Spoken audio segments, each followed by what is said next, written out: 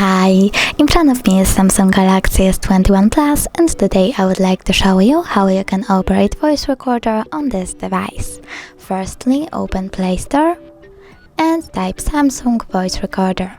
Over here, install this app if you don't have it already on your device.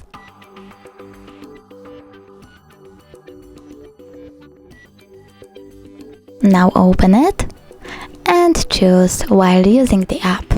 Then click Allow. To start your recording, click the red button. You can pause it by clicking on the same button, then click OK and tap on the square button if you want to save it. Now name your recording, and when you're done, click Save. As you can see, my recording was successfully made and saved. If you want to see a list of all your recordings from this panel, click on the list at the top right corner. If you want to delete your recording, hold it, tap on the bin icon over here, and choose Move to Recycle bin. Thanks so much for watching. If you enjoyed this video, don't forget to leave a like, comment and subscribe. Bye!